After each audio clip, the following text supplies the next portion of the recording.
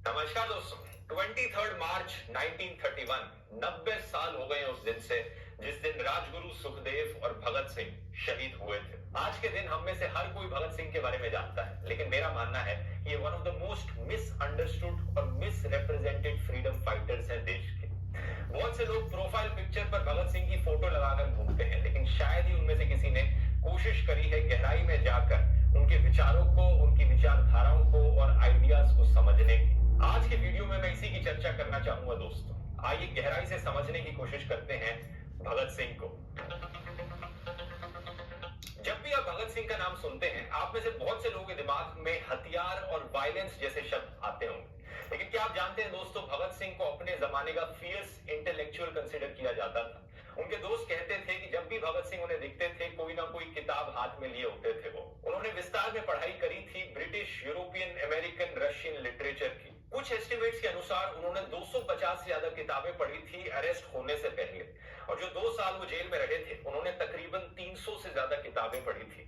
और ना सिर्फ किताबें पढ़ने के लिए, बल्कि भगत सिंह को अपने लेख के लिए भी जाना जाता था, अपनी राइटिंग के लिए। उनके आर्टिकल्स छपते थे कीर्ति, अकाली, वीर अर्जुन और प्रताप जैसी मैगजीन्स में। उस जमाने की मैगजीन्स हुआ करती थी। बात मैं ये कहना चाह रहा हूं कि भगत सिंह एक इंटेलेक्चुअल थे हाईएस्ट ऑर्डर के। लेकिन आज के दिन अगर किसी को आप कहोगे कि जरा भगत सिंह की तरह एक्टिंग करके दिखाना, तो वो अपनी मूंछों के साथ खेलेंगे और गोली निकाल कर दिखाएंगे। लेकिन क्या आप जानते हैं, भगत सिंह ने यह कहा था, बम और पिस्तौल से क्रांति नहीं आती, क्रांति की तलवार विचारों की शान पर तेज होती है। लेकिन आज के दिन लोग आइडियाज की, विचारों की बात ही कहां करते हैं। लोग तो बड़े खुश हैं एक इंटेलेक्चुअल रेवोल्यूशनरी को ट्रिगर हैप्पी रेबल की तरह दिखाने में। इसीलिए आज के इस वीडियो में दोस्तों, मैं इनके 3 बड़े विचारों को आपके सामने रखना चाहूंगा। 3 बड़ी आइडियोलॉजी जो भगत सिंह की रही थी: सोशलिज्म, एथिज्म और इंटरनेशनलिज्म।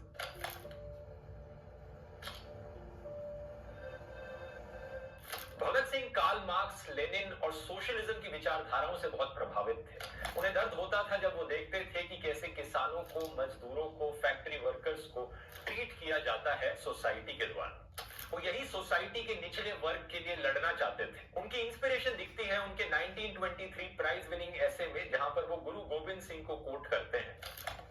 सूरा सो पहचानिए जो लड़े दीन के हित, पुर्जा पुर्जा कट मरे कभू ना छड्डे खेत। यानी बहादुर वह है जो दीन दुखियों के भले के लिए लड़ता है, और भले ही उसका पुर्जा पुर्जा अलग हो जाए, वह मैदान छोड़कर नहीं भागता। हमारे ज्यादातर फ्रीडम फाइटर्स के लिए देश को ब्रिटिश राज से आजादी दिलाना नंबर 1 प्रायोरिटी थी, और जो सोशल जस्टिस का सवाल था उसकी चर्चा बाद में भी करी जा सकती थी।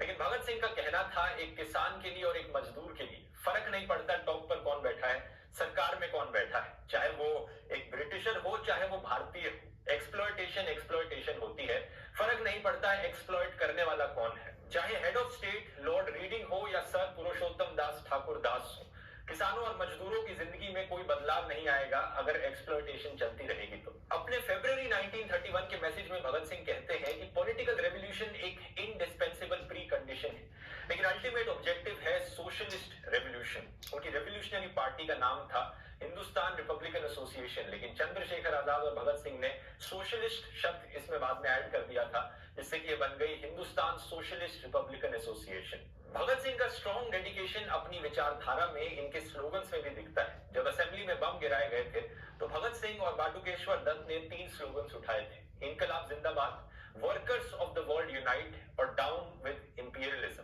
सिमिलरली ट्रायल के दौरान इन्होंने नारे उठाए थे लॉन्ग लिव सोशलिस्ट रेवोल्यूशन और डाउन विद इंपीरियलिज्म।